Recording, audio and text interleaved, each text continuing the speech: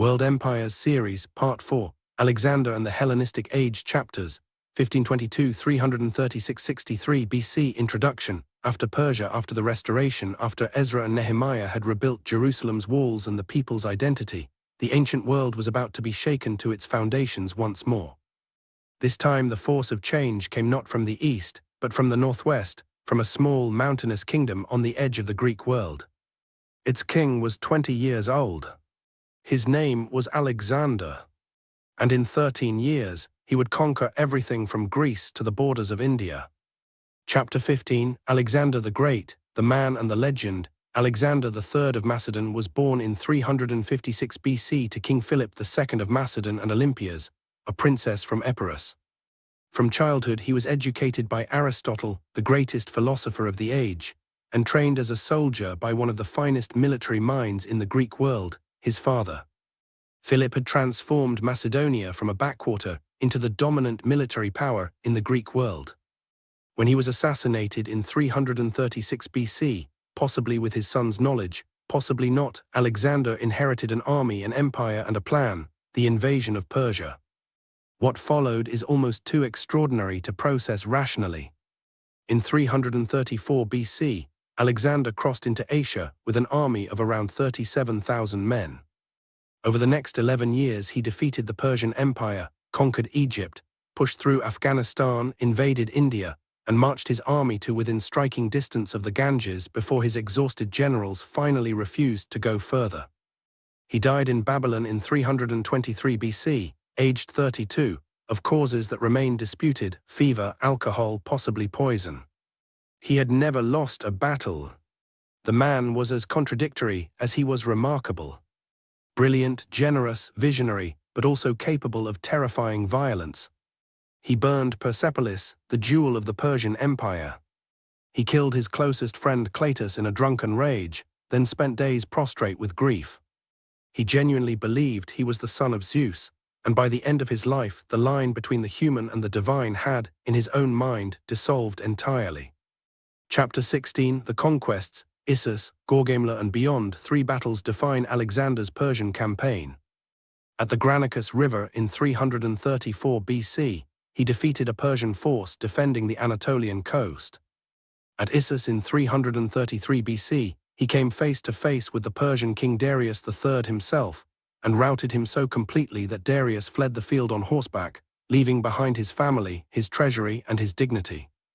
Alexander treated Darius's captured mother, wife, and daughters with remarkable courtesy, which said something important about how he understood power. The decisive engagement came at Gorgamla in 331 BC, near modern Mosul in Iraq. Darius had chosen flat terrain specifically to give his greater numbers and his scythe-wheeled chariots an advantage. Alexander responded with a diagonal attack that opened a gap in the Persian line, then drove a wedge directly toward Darius. Again, the Persian king fled. This time he would not escape. He was murdered by his own satraps shortly afterward.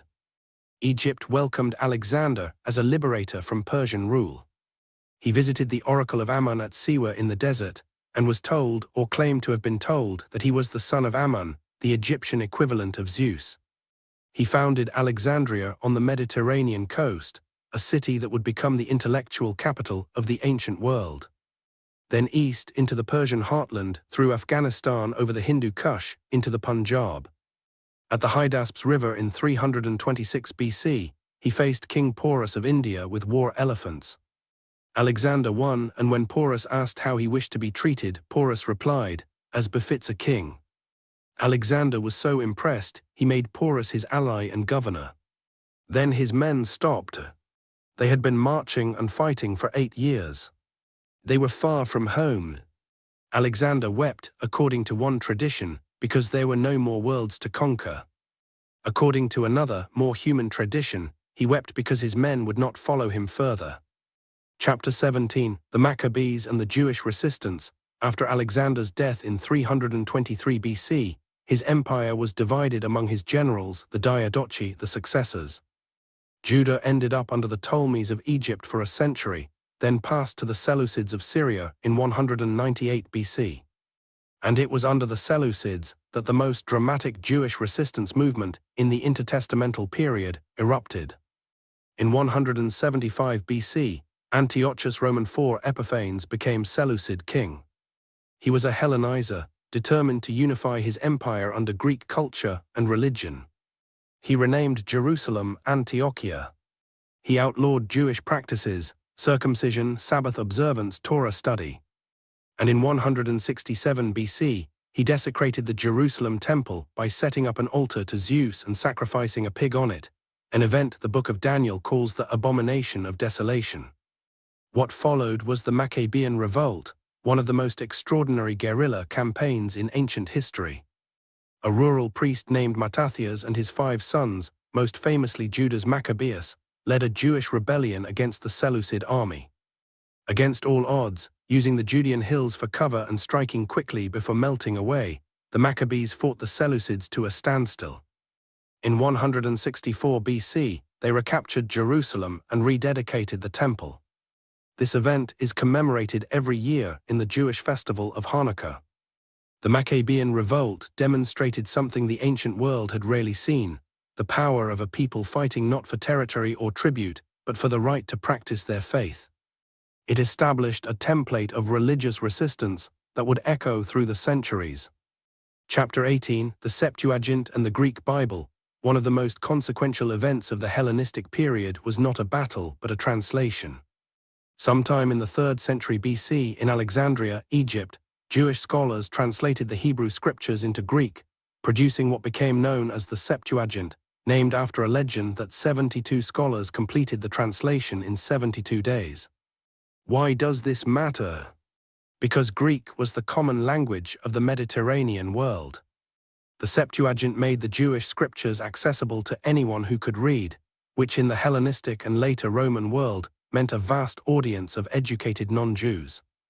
When the early Christians began spreading their message across the Greek-speaking Roman Empire, they quoted from the Septuagint. The New Testament is written in Greek and assumes a familiarity with the Greek Old Testament. The Septuagint is, in a very real sense, the Bible of early Christianity. It is also a reminder of how thoroughly the Hellenistic world had penetrated Jewish life. By the time of Jesus, most Jews in the diaspora living outside Judea probably read their scriptures in Greek rather than Hebrew. The encounter between Jewish faith and Greek thought, between Torah and philosophy, between Jerusalem and Athens, was one of the great intellectual ferments of the ancient world. And it produced, among other things, the New Testament. Chapters 19 through 22, the Hellenistic world and its legacy. The Hellenistic period, roughly 323 to 31 BC, was an era of extraordinary cultural synthesis.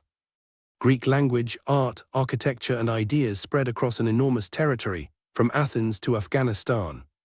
But this was not a one-way transmission. Local cultures pushed back. Egyptian religion influenced Greek practice. Persian court culture shaped the Hellenistic kings.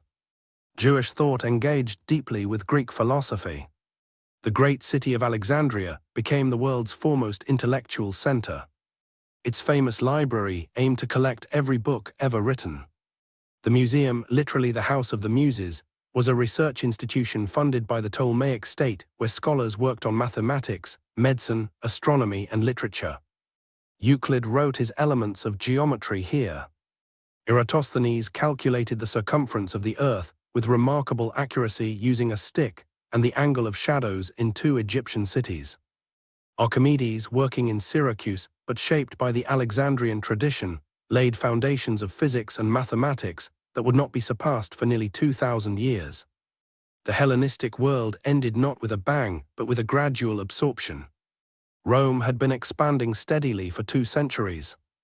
One by one, the Hellenistic kingdoms fell to Roman power: Macedonia in 168 BC, the Seleucid territories through the 1st century BC.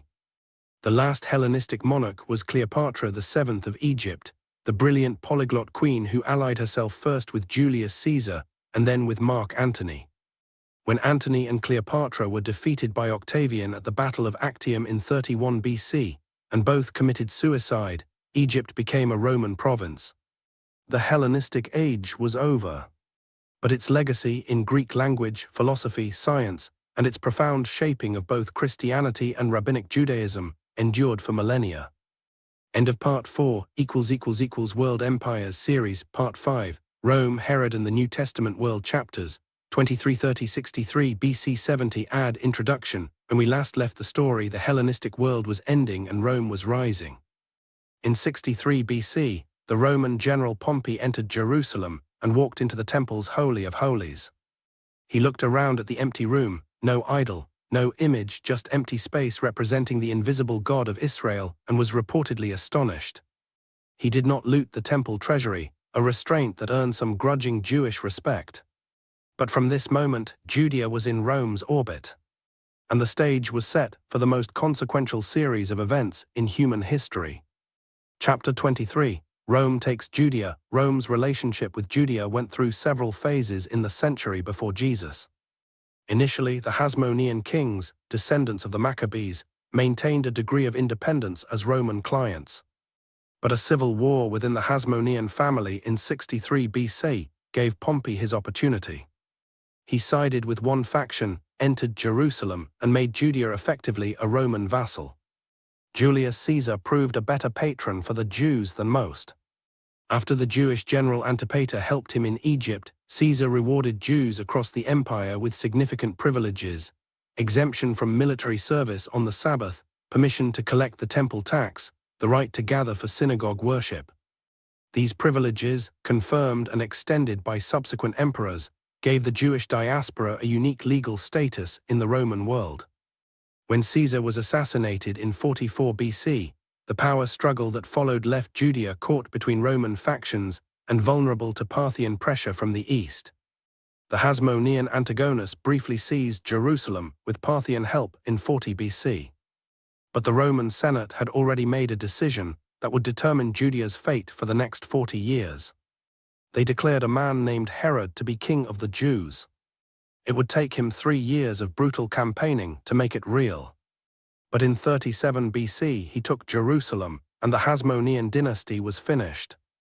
Chapter 24 Herod the Great. Herod the Great is one of history's most contradictory figures, a man of astonishing achievement and terrifying cruelty, and understanding him is essential to understanding the world into which Jesus was born.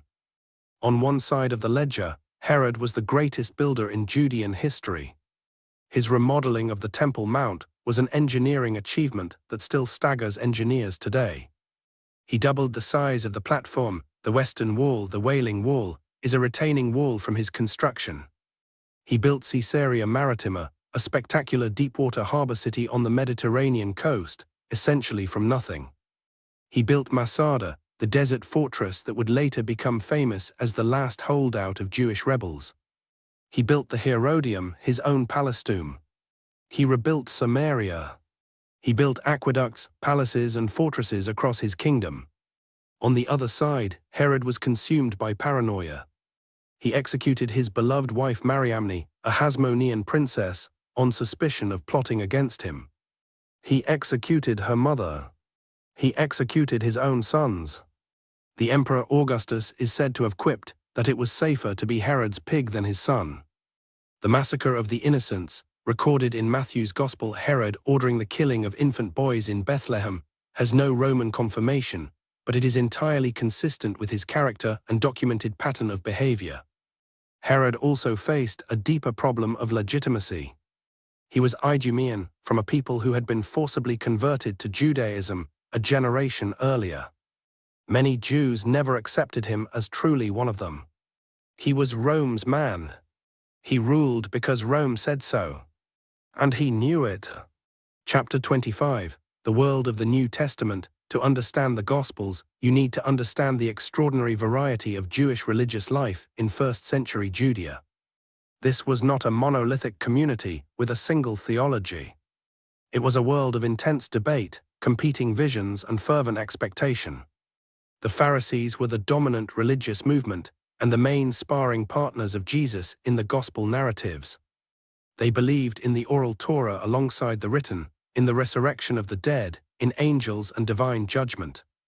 Their successors became Rabbinic Judaism after 70 AD. The Sadducees were the temple establishment, priestly aristocrats who accepted only the written Torah, rejected resurrection, and worked closely with Roman authority. They largely disappeared after the temple's destruction. The Essenes lived in isolated communities, most famously at Qumran near the Dead Sea, where the Dead Sea Scrolls were produced. They believed they were the true Israel, awaiting God's imminent intervention to destroy the wicked and vindicate the righteous. The Zealots believed that violent resistance to Rome was a religious duty.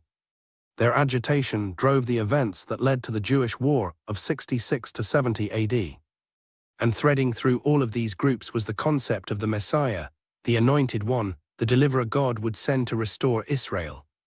Different groups had very different ideas about what this meant. It was into this saturated world of expectation, this tinderbox of hope and frustration, that Jesus of Nazareth stepped. Chapter 26, Jesus of Nazareth in historical context. Let us be precise about what history can and cannot say about Jesus. This is not a theological question, but a historical one. What can be established from non-Christian sources? Tacitus, writing around 116 AD in his Annals, confirms that a man called Christus was executed under Pontius Pilate during the reign of the Emperor Tiberius. Josephus, the Jewish historian writing in the 90s AD, references Jesus in two passages, one of which has been edited by later Christian copyists, but which most scholars believe preserves a genuine reference. Both sources confirm the basic historical fact of Jesus' existence and execution. Pontius Pilate himself, long known only from the Gospels and Josephus, was confirmed archaeologically in 1961 when the Pilate stone was discovered at Caesarea Maritima, a limestone block inscribed with Pilate's name and title as prefect of Judea. What the historical consensus broadly accepts, Jesus was a historical Galilean Jew, born probably around 4 BC, baptized by John the Baptist, who gathered a following around his teaching, was crucified under Pilate around 30 AD, and whose disciples immediately reported that he had been raised from the dead. Where history stops, whether Jesus rose from the dead is a theological claim, not a historical one. Historical method cannot adjudicate miracles, but it can establish the facts around which that claim was made, and those facts are remarkably solid. Chapters 27 through 29, Paul, the early church and the Jewish war, the story of how a small Jewish sect in Galilee became the largest religion in the world within 3 centuries, is one of history's most dramatic transformations. The key figure in that transformation was Paul of Tarsus. Paul, Saul before his dramatic conversion on the Damascus Road, was a Pharisee who had been vigorously persecuting the early Christian movement. His encounter with what he described as the risen Jesus turned him into the movement's most effective advocate.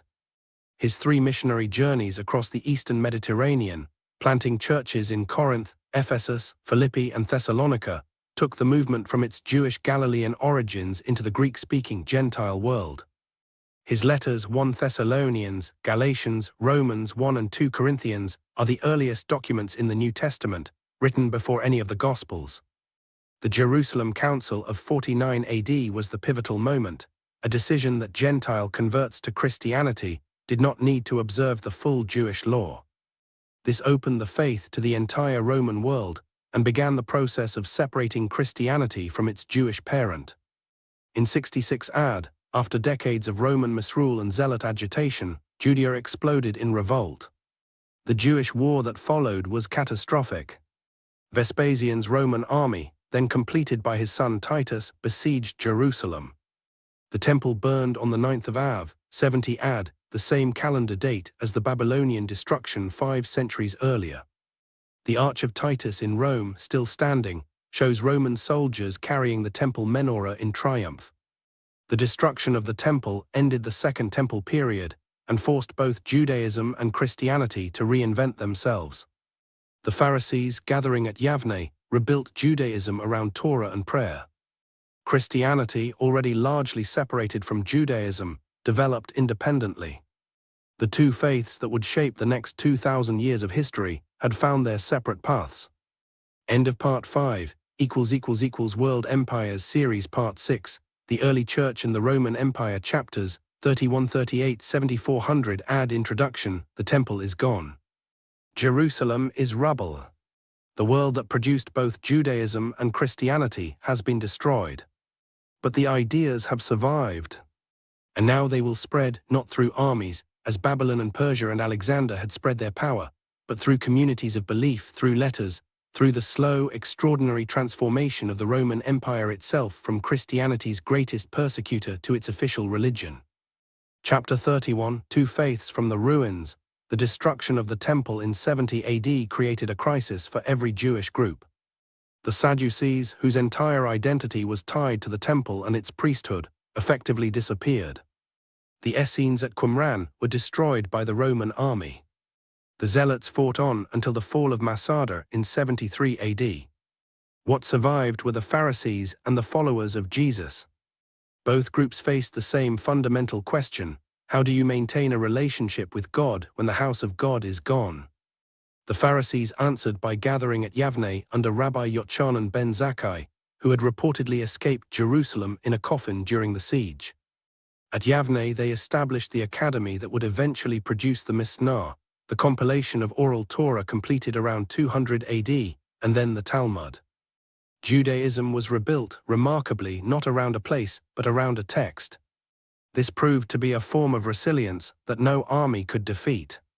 The early Christians, many of whom had fled to Pella before the siege, faced a different situation. With Jerusalem gone, the center of gravity shifted west. Antioch, Alexandria, Ephesus, Rome, these became the new centers of Christian life. The movement became predominantly Gentile, the cultural distance from Judaism grew, and the New Testament as we know it was largely written or finalized in these decades after 70 AD. Chapter 32, Persecution under Rome. Why did Rome persecute Christians? Not primarily for theological reasons, Rome was remarkably tolerant of foreign religions. The problem was political. Christians refused to sacrifice to the Roman gods, including the deified emperor. In a society where religion and civic life were completely intertwined, this refusal was not just impious, it was subversive. It suggested a loyalty that transcended the empire.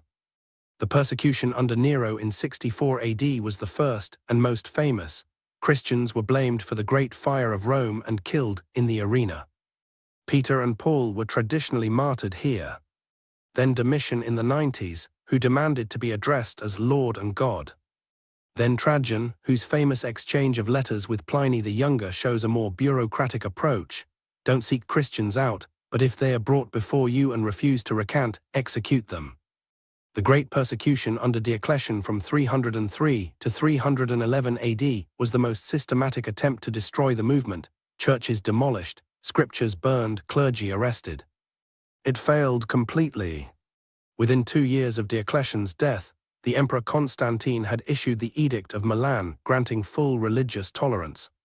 The persecution had backfired. Chapter 33, Constantine and the Edict of Milan. In 312 AD, the general Constantine was marching on Rome to fight for control of the Western Empire. Before the Battle of Milvian Bridge, he reported a vision, a cross of light in the sky and the words in this sign, conquer. He had his soldiers mark their shields with the Chi-Rho, the first 2 Greek letters of the word Christ, and he won decisively. Whatever Constantine's own religious convictions, and historians debate them fiercely, his political impact was decisive. In 313 AD, he and his co-emperor Licinius issued the Edict of Milan, full religious tolerance for all religions in the empire, with Christian property returned and no citizen required to sacrifice. This was not the establishment of Christianity as the state religion, that came later. But it was the moment Christianity emerged from the shadows. Constantine's personal involvement in church affairs began immediately. When the Donatist controversy erupted in North Africa, he tried to mediate. When the Arian controversy threatened to split the church, he convened the Council of Nicaea in 325 AD, personally presiding over 300 bishops. He wrote to the disagreeing parties urging unity, framing theological dispute as a threat to imperial stability. He funded the building of great basilicas in Rome, Jerusalem, and Bethlehem. He moved the imperial capital to Constantinople, a new city on the Bosphorus, free from Rome's pagan associations. He abolished crucifixion as a punishment. He made Sunday a day of rest, and he delayed his own baptism until his deathbed, a common practice in an era when baptism was seen as washing away all sins, and one wanted to accumulate as few post-baptismal sins as possible. Chapter 34, the Council of Nicaea and the Arian Controversy. The Council of Nicaea in 325 AD addressed a question that had divided the Church for a decade and would continue to divide it for another century: the precise nature of Jesus Christ. Was he fully divine, co-eternal with the Father? Or was he the highest of God's creatures, divine but created? The man who had articulated the second position most clearly was Arius of Alexandria, brilliant, personable, and a gifted communicator, who reportedly set his theology to popular tunes so ordinary people would sing it in the streets. His slogan was simple: there was a time when the Son was not. The Father was eternal and underived, the Son had a beginning. Against Arius stood Athanasius, young, fierce, and absolutely committed to what became the Nicene position, that the Son is homoousios with the Father, of the same substance, not merely similar. The difference of a single Greek iota, homoousios versus homoiousios, became the most consequential letter in theological history. Nicaea condemned Arius, but the controversy did not end. For decades afterward, Arian emperors dominated the Church, exiling Nicene bishops including Athanasius himself 5 times, giving rise to the phrase Athanasius contra mundum, Athanasius against the world. The Council of Constantinople in 381 AD finally settled the matter, confirming the Nicene position and producing the Creed in the form still recited every Sunday in Catholic, Orthodox, and most Protestant churches. Chapters 35 through 37, Theodosius, Jerome, and Augustine. The final chapter of the Church's transformation in the Roman period came under Emperor Theodosius I, who in 380 AD issued the Edict of Thessalonica. All subjects of the Roman Empire must profess the Nicene Christian faith. Christianity was no longer tolerated, it was required. Heresy was a civil offense. In 391 AD, Theodosius banned pagan sacrifice and ordered temples closed. The ancient religions of Greece and Rome and Egypt, which had thrived for millennia, were outlawed within a generation. The Serapeum of Alexandria, one of the greatest temples of the ancient world, was demolished.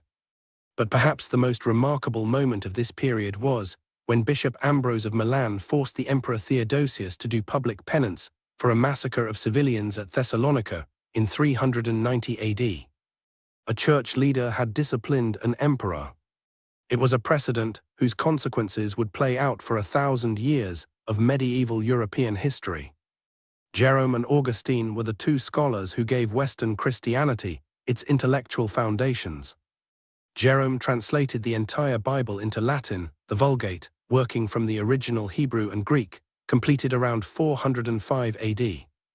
It became the official Bible of the Western Church for over 1,000 years, and its majestic Latin shaped the language of medieval Europe.